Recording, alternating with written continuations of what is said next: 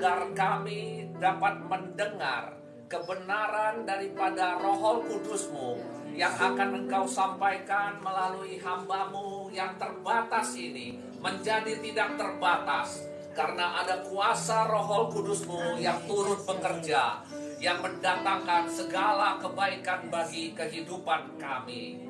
Tuhan, kami mau membuka telinga kami, dan kami pulang dari tempat ini bukan menjadi manusia ciptaan-Mu yang lama, tetapi kami menjadi manusia ciptaan-Mu yang baru. Yang lama sudah berlalu dan yang baru sudah datang. Tuhan, kami akan duduk diam dan kami akan buka telinga dan pendengaran kami, sehingga kami pulang dari tempat ini mendapat kebenaran daripada firman-Mu. Karena kami tahu firman-Mu adalah pelita bagi kakiku dan terang bagi jalan kehidupan kami. Hanya di dalam nama Tuhan kami Yesus Kristus, Engkau Tuhan dan Juru Selamat kami yang hidup. Yang percaya katakan amin. Makasih.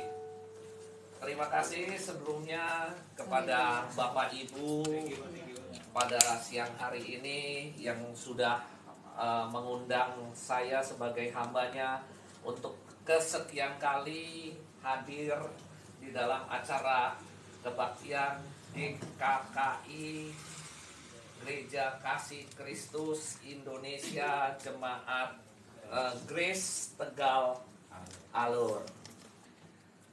Firman pada siang hari ini saya akan bawakan dengan judul Otoritas yang tak terlihat.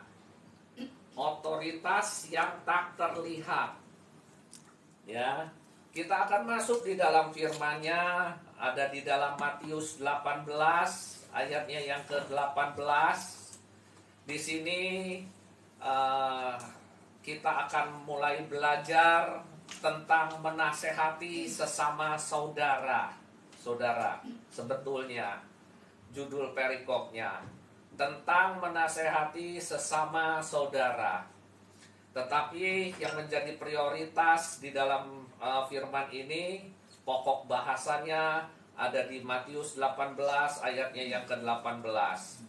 Saya akan bacakan untuk Bapak, Ibu, dan saudara-saudari yang terkasih di dalam Tuhan pada siang hari ini. Saya akan bacakan dari Matius 18 ayatnya yang ke-15 sampai dengan ayatnya yang ke-20. Saudara bisa membuka gadget maupun HP saudara. Kita akan mulai dengan firman Tuhan pada siang hari ini tentang menasehati sesama saudara. Apabila saudaramu berbuat dosa, tegurlah dia di bawah 4 mata. Jika ia mendengarkan nasihatmu, engkau telah mendapatkannya kembali. Jika ia tidak mendengarkan engkau, bawalah seorang atau 2 orang lagi, supaya atas keterangan 2 atau 3 orang saksi, perkara itu tidak disangsikan. Jika ia tidak mau mendengarkan mereka, sampaikanlah soalnya kepada jemaat. Dan jika ia tidak mau juga mendengarkan jemaat, pandanglah dia sebagai seorang yang tidak mengenal Allah atau seorang pemungut cukai. Aku berkata kepadamu, sesungguhnya apa yang kamu ikat di dunia ini akan terikat di surga, dan apa yang kamu lepaskan di dunia ini akan terlepas di surga. Dan lagi aku berkata kepadamu, jika 2 orang daripadamu di dunia ini sepakat meminta apapun juga, permintaan mereka itu akan dikabulkan oleh Bapakku yang di surga. Sebab di mana 2 atau 3 orang berkumpul dalam namaku, di situ aku ada di tengah-tengah mereka. Ini adalah nasihat daripada seorang saudara kepada saudara sesama jemaat saudara. Ya, Yang saya mau katakan di dalam hal ini, kadangkala ada saudara kita yang menasehati saudara kita. Kita tahu nih, saudara kita berbuat dosa, berbuat kesalahan, berbuat yang tidak senonoh, gitu kan? Baik di dalam gereja maupun di dalam kehidupan kita sehari-hari. Tetapi kadangkala kita ini untuk menegur saudara kita ini tidak mempunyai otoritas, gitu kan? Tidak mempunyai rasa, wah, gue harus tegur you udah salah. Kadangkala kita punya rasa paisengki, punya rasa tidak enak. Ah, udahlah, biarin aja lah, rumah tangga lu, gue nggak usah tegur lah. Padahal kita tahu suaminya ini suka keluar malam, suka mabok, suka berzina, suka main perempuan, gitu kan? Tapi karena kita di dalam satu komunitas, di dalam satu jemaat, apalagi kita teman karib, teman dekat, kita nggak enak, punya perasaan yang nggak enak, gitu kan? Nah, mau tegur salah, takutnya dia malahan marah, malahan dia benci kita, malahan dia tidak suka dengan kita, akhirnya dia menghindar daripada komunitas kita. Ini yang sering terjadi di dalam kehidupan kekristenan. Padahal kita tahu, gitu kan, keluarga ini tidak baik, gitu kan. Hubungan antara suami, hubungan antara istri tidak baik. Tapi kita sebagai gembala, kita tidak bisa memberikan masukan, kita tidak bisa memberikan pendapat, kita tidak bisa berbicara empat mata. Karena di sini dikatakan Matius 18 ayatnya yang ke-15, apabila saudaramu berbuat dosa, tegurlah dia di bawah empat mata. Jika ia mendengarkan nasihatmu, engkau telah mendapatkannya kembali. Maksudnya apa? Kalau kita menegur seseorang, itu jangan di banyak orang. Kadangkala ada gembala sidang, ada penatua, ada majelis, menegur pekerjanya langsung spontan, langsung di depan banyak orang.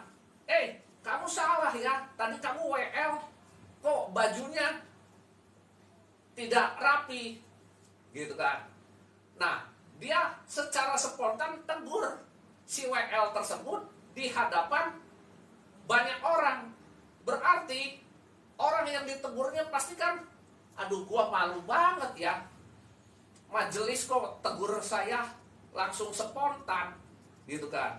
Harusnya apa? Kita sebagai penatua, kita sebagai majelis, kita sebagai gembala, kita sudah tahu tata kromo, sudah tahu etika di mana kita harus menegur sahabat kita harus menegur teman kita harus menegur jemaat kita harus empat mata dalam hal ini. Kalau misalkan kita sudah tegur, ya, jemaat itu atau domba yang tersesat ini, kita sudah tegur domba yang tersesat ini, tetapi dia tetap membandel, tetap lari dari nasihat kita. Di ayat berikutnya di sini, ayat yang ke-16, jika ia tidak mendengarkan engkau, bawalah seorang atau dua orang lagi, supaya atas keterangan 2 atau 3 orang saksi, perkara itu tidak disangsikan lagi. Jadi, saudara, kadangkala kita sebagai gembala juga harus belajar bagaimana menegur teman kita, bagaimana menegur jemaat kita, bagaimana kita sebagai sahabat, bagaimana kita harus menegur sahabat kita secara baik. Kalau sahabat kita sudah ditegur, sudah dinasehati, tapi dia masih bandel, masih tidak menghiraukan akan nasihat kita, ya berarti kita harus ajak nih. Ajak yang lebih apa? Lebih sepuh, lebih senior, yang lebih dia segani. Yuk kita ajak yuk ke rumah dia, kita bicara ya atas perbuatannya, atas tingkah lakunya, ya gitu kan. Nah, maka kita harus ajak 2 atau 3 orang untuk sebagai penengah, sebagai saksi, gitu kan, bahwa kita sebagai teman yang baik harus menegur. Karena apa? Ya ini di ayatnya yang ke-18, ya, yang menjadi titik tonggak pada khotbah sore hari ini. Aku berkata kepadamu, sesungguhnya apa yang kamu ikat di dunia ini akan terikat di surga, dan apa yang kamu lepas di dunia ini akan terlepas di surga. Jadi kalau kita melakukan kesalahan di dunia ini, ya kita pasti tetap akan dituntut di hari penghakiman kita. Perbuatan kita, tingkah laku kita, kejahatan kita yang ada di dunia ini, tetap kita masih harus diperhadapkan dengan penghakiman terakhir, saudara. Nah, kalau kita punya saudara, saudara kita sudah tahu tabiatnya tukang judi, ya, tukang ngabisin harta orang tua kita, bagaimana kita sebagai saudara kandung terhadap saudara kita? Kita harus tegur adik kita, saudara kita yang main judi itu. Kamu mau sampai kapan kamu main judi? Kamu mau ngabisin harta orang tua sampai kapan? Orang tua kamu sudah susah, gitu kan? Makanya di situ kita harus panggil paman, atau panggil bibi, atau panggil engku kita yang bisa menegur juga saudara kandung kita. Nah, ini yang dikatakan kalau kita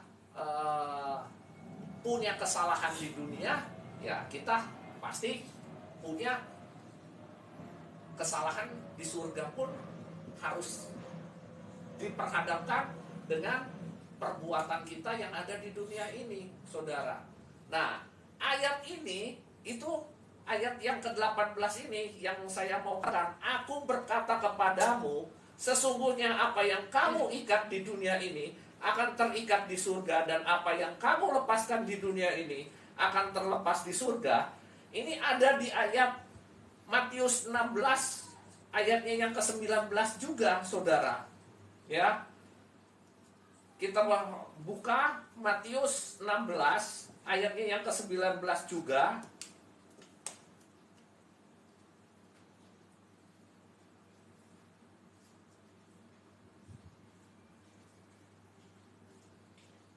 Kepadamu akan kuberikan kunci kerajaan surga.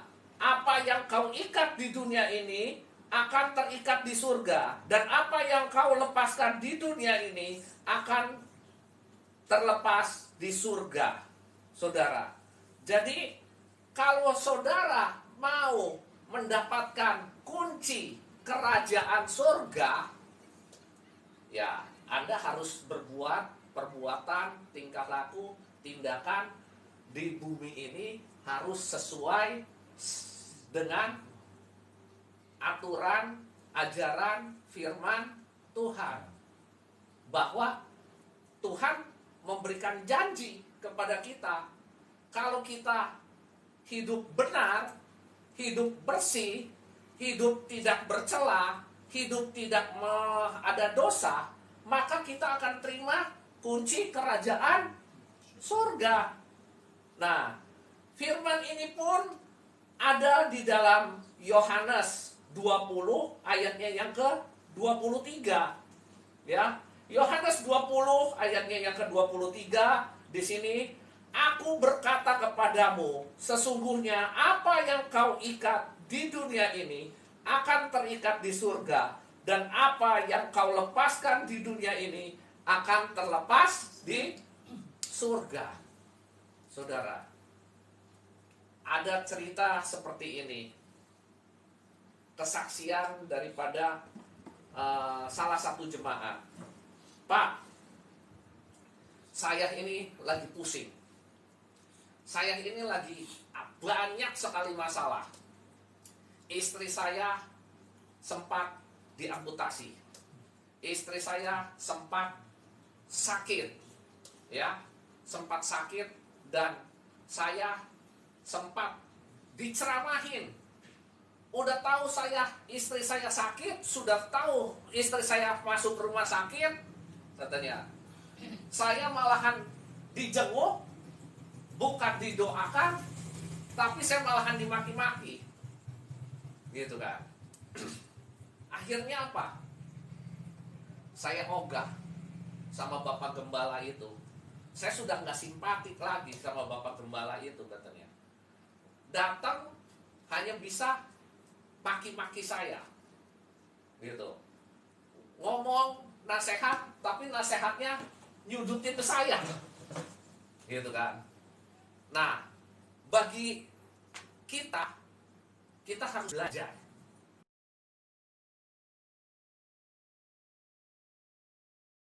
Kita tidak fokus. Karena apa? Karena istrinya udah sakit, udah diambil, keluar masuk sakit, ya kan? Udah gitu, kita datang menjenguk, kita malahan ceramahin dia, gitu kan. Makanya saya belajar daripada pengalaman hidup ini. Jadi kalau kita datang ke rumah sakit, jenguk orang, ya sudah, kita tanya penyakitnya apa, kita bahkan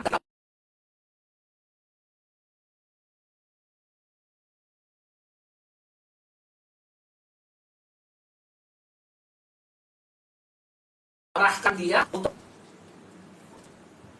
bagaimana pengobatan daripada yang sakit ini biar cepat sembuh, cepat pulih. Ya udah. Makanya jangan heran ada pendeta yang datang ke rumah sakit hanya jenguk, tanya sakitnya, doakan, udah pulang. Soalnya kalau kita banyak ngomong, kita salah juga, Pak. Niat kita baik, belum tentu diterima baik. Gitu. Malahan nyangkanya kita sudah caci maki dia. Karena apa? Karena sikonnya, karena waktunya tidak tepat. Gitu, Pak. Karena dia lagi sudah, ibaratnya kalau kata orang dunia, sudah jatuh tertimpa tangga lagi, gitu. Gua harusnya bagaimana nih solusinya? Gua bukan dapat solusi, tapi gua malahan banyak omongan yang masuk, gua jadi pusing, Pak, gitu. Jadi gua udahlah hope. Jadi hope itu maksudnya apa?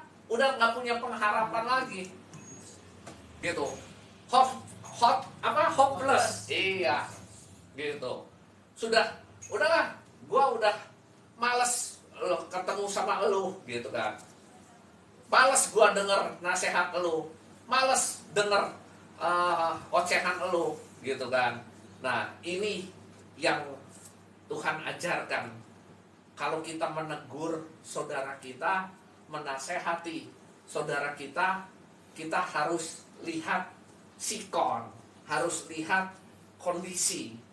Kalau kita tidak bisa melihat kondisi, orang udah jadi tidak hormat lagi sama kita, sudah tidak respect lagi sama kita, gitu kan. Nah, ini yang saya mau utarakan, bahwa firman Tuhan mengajarkan kepada kita apa yang terikat di dunia ini pasti akan terikat di surga. Apa yang terlepas di dunia ini pasti akan terlepas di surga. Nah, perbuatan yang sering terjadi di dalam kehidupan anak-anak Tuhan, kadangkala kita ini suka berhutang. Ya. Suka berhutang, suka pinjam utang. Udahlah, tenang saja, utang-utang di dunia nggak mungkin di surga ditagih. Saudara, kaum Kedar dan kaum Nebayot saja kalau punya utang, misalkan yang punya utangnya itu orang tuanya, ya, anaknya itu harus bayar, saudara. Tapi kelakuan anak Tuhan yang punya utang nggak berani bayar. Banyak orang Kristen punya utang malah kabur, gitu kan? Ngebobol bank, ya, ngebobol bank, pinjem kredit ke bank, gitu kan? Dengan KTP, dengan identitas palsu, udah gitu kabur, pindah kota, kalau nggak pindah negara, gitu kan? Ini dosa ini, apakah nggak terikat di surga? Ini terikat, saudara. Ya, ini yang saya mau katakan. Apa yang terikat di dunia ini akan terikat di surga. Apa yang kamu lakukan di dunia ini akan dituntut di surga, saudara. Ya, jadi jangan Anda menganggap remeh nasihat atau teguran atau otoritas yang tidak terlihat ini. Ya, makanya saya katakan bahwa kita sudah tidak bisa bermain-main hari-hari ini. Ya, keadaan semua sekarang sudah terbuka. Dosa yang ditutupi saja, ya, oleh para koruptor, hari-hari ini saja Tuhan bukakan melalui apa? Melalui anaknya, melalui istrinya, semua terbuka, saudara. Ya, makanya tidak ada yang terikat di bawah kolong langit ini. Semuanya pasti akan terlepas juga, saudara. Pasti akan tersingkap juga, pasti akan terbuka juga, saudara. Ya, seperti pelayanan aja, Pak.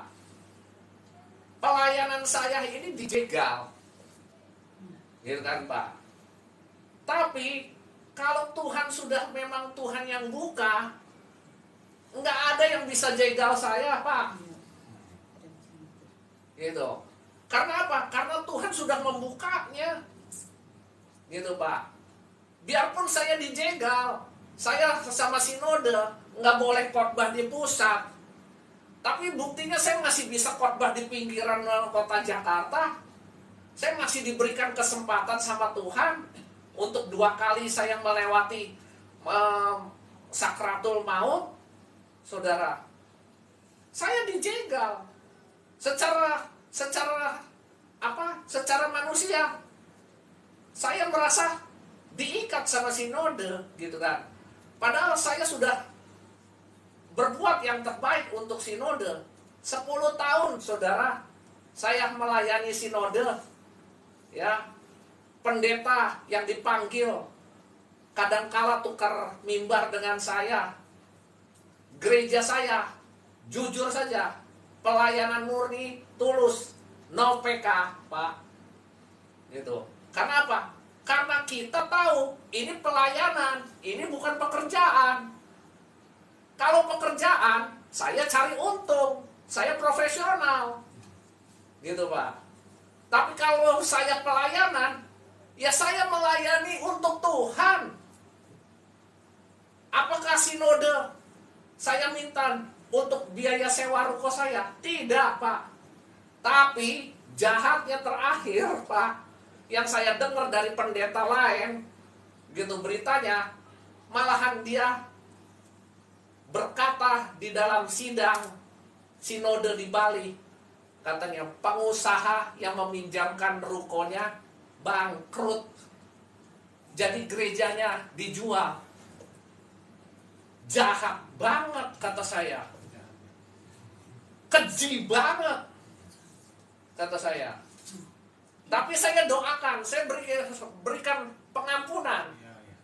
Ya. Saya berikan pengampunan. Biarkan, Pak, kalau sampai dia ngomong seperti itu, kata saya. Tapi buktinya Tuhan masih memakai saya.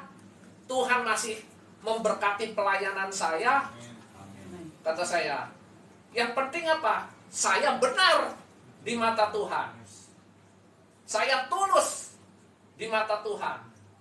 Kata saya. Saya memberikan pengampunan kepada Bapak Gembala saya. Gitu, kepada sinode saya. Kata saya, ngapain saya sudah mendedikasikan tempat saya 10 tahun. Bahkan kalau ada program daripada gereja, Ibu Gembala minta saya untuk partisipasi, untuk kontribusi, sampai angkot yang disewa pun Ibu Gembala minta kontribusi saya untuk membantu pelayanan. Karena apa? Karena saya memikirkan jiwa-jiwa yang di sana yang tidak ada kandang, saya panggil untuk berkandang di gereja saya. Bahkan sampai saya dihakimi sama Ibu Sinode karena saya punya anak rohani, disangkanya saya ada affair dengan anak rohani saya. Waduh, kata saya, Ibu jangan samakan saya dengan kejadian yang terjadi di pusat. Kata saya, jujur aja, saya bukan orang seperti itu. Kata saya, ya.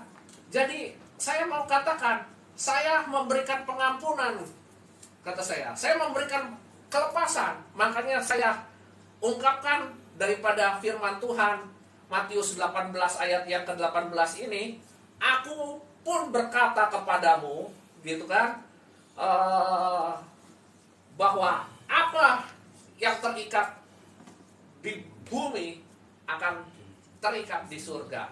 Apa yang terlepas di bumi akan terlepas di surga. Jadi saya tidak ada tawar hati, saya tidak ada kepahitan, tapi saya harus bangkit. Jujur Pak, ya, saya jujur, sejak peristiwa itu, istri dan anak saya sudah nggak mau ke gereja. Ya, udah nggak mau ke gereja, bahkan jujur, saya dilarang untuk berkhotbah kembali. Saya dilarang untuk pelayanan kembali. Karena apa? Banyak orang Kristen semuanya bertopeng. Ya sekarang lu ngapain gitu kan? 10 tahun tidak pernah diundang di pusat, gitu kan? Tapi pusat memanfaatkan saya. Istri apa nggak sakit hati?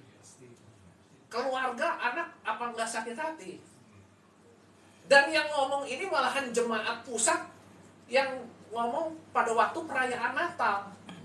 Saudara, Pak, saya mau tanya sama Pak Budi ini. Pak Budi ini pendeta daripada gereja ini atau simpatisan daripada gereja ini? Gitu kan. Saya kok nggak pernah lihat sosok Bapak di pusat. Sampai saya masih jawab, Pak, waktu jemaat pusat menanyakan itu, kata saya, ya sudah, kata saya, Bu, Ibu gak usah persoalkan itu.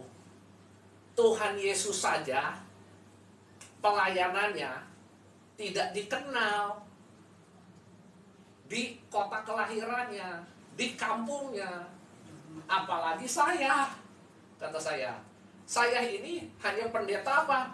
Pendeta mewah, jemaat elit, pendeta yang mepet sawah, jemaat yang saya layani yang betul-betul ekonominya sulit, Bu. Kata saya, ya saya memang pendeta yang seperti itu, dan pelayanan saya ini ya panggilan, kata saya. Dan karena saya sudah mengalami sakratul maut yang pertama, roh saya ini sudah diangkat ke surga, bahkan saya sudah dikembalikan kembali. Untuk apa? Untuk melayani. Makanya saya yakin sekali. Sampai kemarin istri saya ngomong, Pak Budi, sudah gak usah khotbah. Tapi ada salah satu sahabat saya yang masih tetap undang saya. Ayo Pak Budi, bangkit Pak Budi, balik. Ini Pak Budi gak usah onsite, Pak Budi job aja lah. Saya butuh Pak Budi. Pak, secara akal manusia, saya sudah dijegal, sudah sakit hati, sudah ada pasti kekecewaan, sudah ada pasti undur, rohani pasti down, ya. Karena jujur aja peristiwa ini, keluarga saya sudah melarang saya, udahlah kamu nggak usah jadi pendeta lah, kamu udah nggak usah pelayanan lagi lah. Tapi masih ada teman-teman yang masih memberikan kesempatan saya untuk tetap memuliakan Tuhan, memuji Tuhan, mengagungkan namanya. Karena memang Tuhan memberikan hanya 2 kepada saya. Kisah Para Rasul 1 ayatnya yang ke-8 dan 2 Korintus 2 ayatnya yang ke-17. Itu yang Tuhan kasih. 2 ayat itu supaya saya kembali ke muka bumi ini, saudara. Ya. Jadi saya hari-hari ini ya sudahlah. Yang lama, yang lalu sudah berlalu, kata saya. Ya, kita sudah lepaskan saja. Biarpun sampai saya mendengar yang terakhir yang tidak enak, gitu loh. Saya malahan secara tidak langsung, berarti kan saya difitnah, dikutuki bahwa saya bangkrut. Ruko saya yang saya pinjamkan untuk gereja, untuk sinode, saya jual, gitu kan. Tapi padahal enggak, saudara. Ini kan kebenaran yang saya dengar daripada teman sejawat, teman sepelayanan. Kalau Bapak dengar seperti ini, apa Bapak enggak sakit? Sakit, Pak. Gitu, Pak. 10 tahun, Pak. Coba kalau Bapak sewa, berapa satu ruko? Misalkan minimal 60 juta, kali 10 tahun saya sewakan. Udah berapa ratus juta kalau saya mau ambil keuntungan, Pak. Gitu, Pak. Ini kita malahan dekorin, Pak. Kita dekorin itu gereja. Kita benahi itu gereja dengan interior. Gitu, Pak. Tapi balasannya apa, Pak? Gitu. Tapi saya tidak meminta balasan daripada manusia. Biarlah Tuhan yang memberikan saya kekuatan, Pak. Ya. Ayat berikutnya kita lihat daripada Matius 18 ayatnya yang ke-19 ya, Pak ya. Matius 18 ayatnya yang ke-19 yang berikutnya. Dan lagi aku berkata kepadamu, jika 2 orang daripadamu di dunia ini sepakat meminta apapun juga, permintaan mereka itu akan dikabulkan oleh Bapakku yang di surga. Ya, sebab di mana 2 atau 3 orang berkumpul dalam namaku, di situ aku ada di tengah-tengah mereka. Jadi, saudara, saya tidak takut. Biarpun orang ngomong, wah, Pak Budi keluar gara-gara sakit hati dong. Pak Budi keluar dari pelayanan gara-gara dicegal dong, gitu. Tapi saya tetap berdoa, Tuhan, saya mendoakan mereka. Saya melepaskan pengampunan. Karena Tuhan yang mengajarkan di ayatnya yang ke-18, apa yang terikat di dunia ini akan terikat di surga. Apa yang terlepas di dunia ini akan terlepas di surga. Saya mau lepaskan semuanya, kata saya. Dan makanya saya bangkit, saya kembali, ya, karena teman-teman juga masih mempercayai saya untuk pelayanan. Oke, saya layani dengan tulus hati, kata saya. Saya layani dengan ketulusan, dengan dedikasi, bahwa ini pelayanan loh. Ini bukan pekerjaan. Gitu kan. Kalau pelayanan, ya kita harus bayar harga. Kalau pekerjaan, ya lu harus bayar ke gua. Gitu. Jadi makanya harus bisa membedakan ini pekerjaan dan bukan pelayanan. Jadi kalau Anda punya karakter, wah, gua pelayanan, gua harus terima keuntungan, itu salah. Ya, jadi saya mau katakan, saya melayani dengan tulus, tanpa pamrih, dan pasti apa yang kita kerjakan untuk Tuhan tidak ada yang sia-sia. Anak cucu orang-orang yang percaya, anak cucunya pasti akan dipelihara sama Tuhan. Tidak mungkin anak cucunya akan meminta-minta roti. Ya, itu yang saya alami. Ya, saya alami selama saya pelayanan di Full Gospel. Saya alami selama saya pelayanan di gereja. Pak, ibu gembala itu kadangkala suka koordinasi sama istri. Bu Lina, bulan ini mau kasih apa ya untuk sembako jemaah? Saya mau kasih gula, Bu Lina mau sumbang apa? Sampai kadangkala kita ikut sumbang beras, Pak. Gitu, sumbang Indomie. Gitu kan. Tapi dalam hati istri saya, kenapa lu kok nggak pernah kasih kesempatan suami saya untuk mengabarkan Injil, mengabarkan kebenaran firman Tuhan di pusat?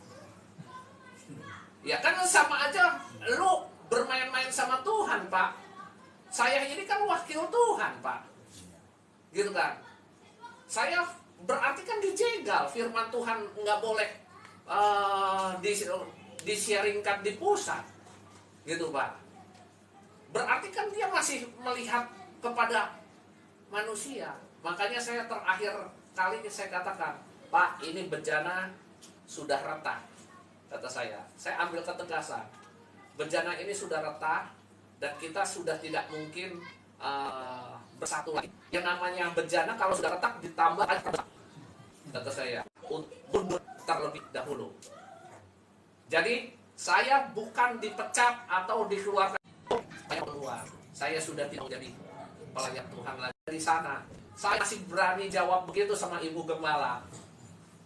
Saudara, tapi Tuhan itu tidak pernah mempermalukan saya. Saudara, Desember 2020 itu semua disingkapkan. Saudara, gerejanya dijual. Masya Allah, kata saya. Gerejanya Tuhan dijual. Kata saya. Ini kata saya keji benar, kata saya. Kejam benar, kata saya. Ya. Dan itu pun saya dengar dari apa?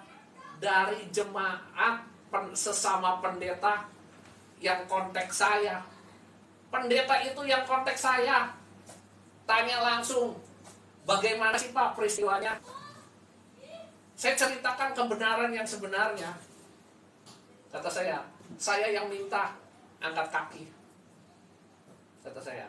Karena apa? Ibarat bejana ini sudah retak. Kata saya. Sudah. Saya dari hal itu, Pak. Berapa tahun pas COVID itulah 2 tahun lebih saya sudah tidak melayani. Saya sudah mundur, Pak. Jujur, saya mundur. Karena keluarga pun minta, kamu mundur aja. Sudah nggak usah melayani. Itu, Pak. Dan pelayanan pertama saya dimulai di FM itu, Pak. Melalui Zoom, Pak. Itu, Pak. Dan apa yang Tuhan taruh di dalam kehidupan saya, bahwa kita sudah masuk ke dalam multimedia, dan Tuhan memang taruh saya untuk di multimedia itu, Pak. Jadi saya diundang sama Menara Doa Segala Bangsa, saya diundang sama Family Ministry, saya diundang sama Peduli Misi Desa. Itu hanya di Zoom aja, Pak. Gitu, Pak. Dan onset ini yang sering undang ya GKKI inilah, Pak, yang suka undang. Gitu. Ini pengakuan secara tulus dan secara jujur, Pak. Gitu. Nah, berikutnya kita mau dengar daripada firman Tuhan yang saya mau sampaikan. Ya, Amsal berkata kepada kita, ya.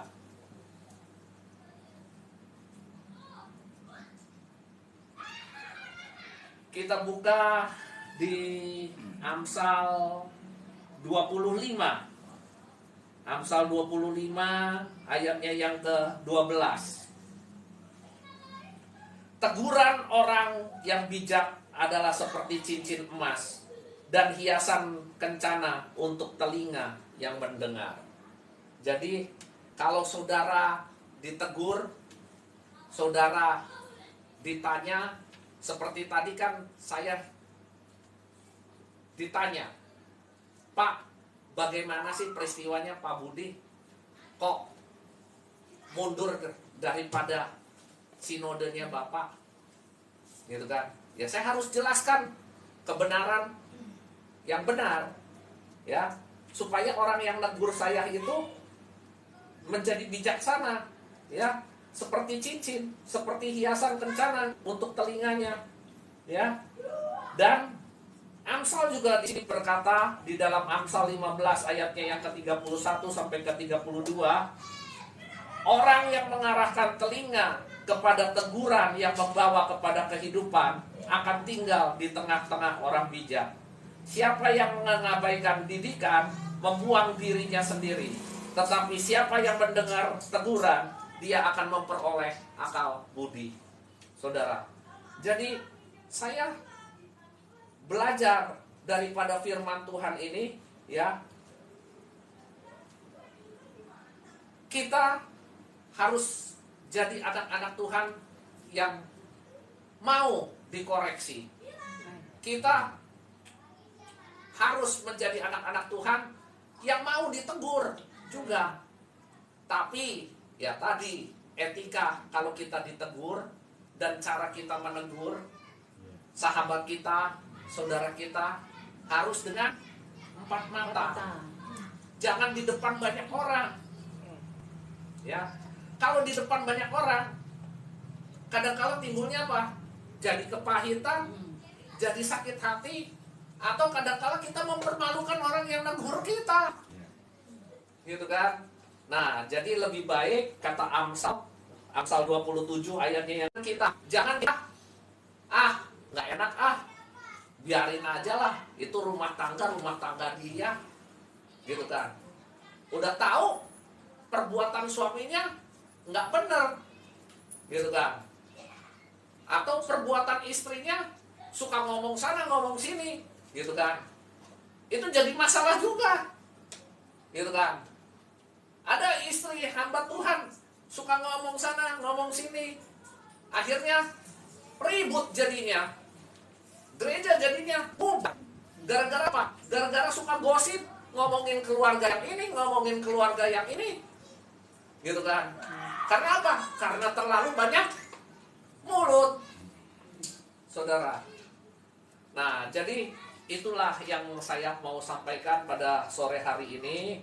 Ya, kita harus belajar bagaimana menegur sahabat kita, bagaimana menegur saudara kita dengan bijak, ya. Karena tadi Amsal sudah katakan, gitu kan, kalau menegur saudara kita harus dengan bijaksana, karena yang ditegur juga adalah teman kita, sahabat kita. Kalau Anda ditegur, berarti saudara Anda masih mengasihi Anda, masih peduli dengan Anda, ya.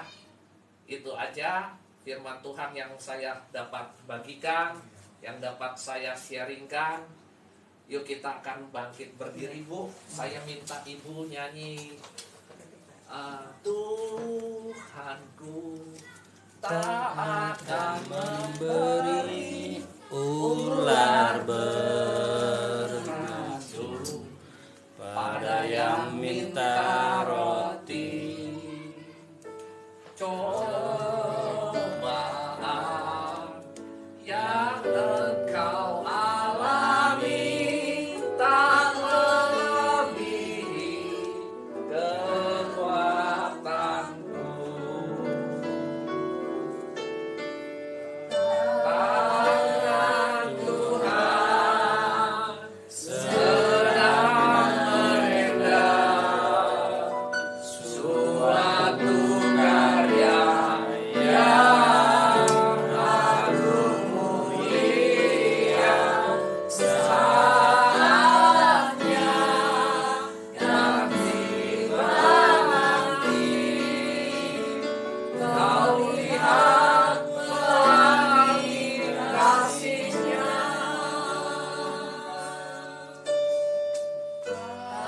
Tuhan sedang merendah suatu karya yang agung mulia.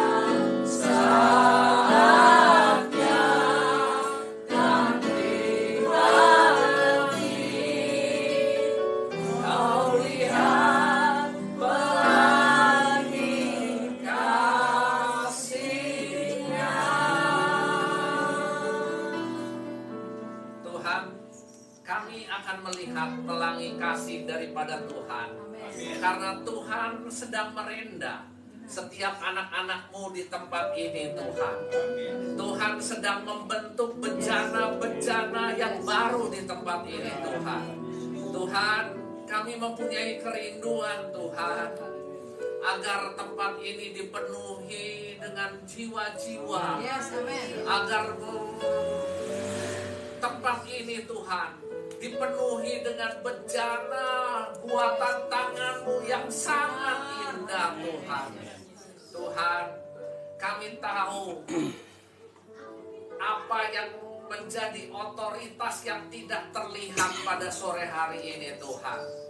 Ini hamba-Mu sudah sampaikan di tempat ini, ya Tuhan, agar kami dibentuk kembali.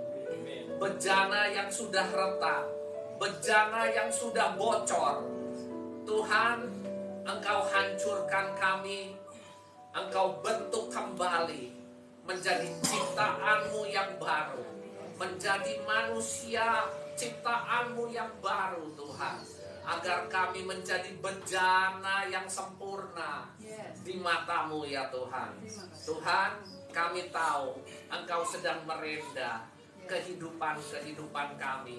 Engkau sedang memproses segala kehidupan kami, Tuhan. Tuhan, firman-Mu sudah kami sampaikan di tempat ini. Rema-Mu sudah kami sampaikan di tempat ini. Apa yang menjadi unek-unek daripada hati-Mu, aku sudah keluarkan di tempat ini. Tuhan, berkaryalah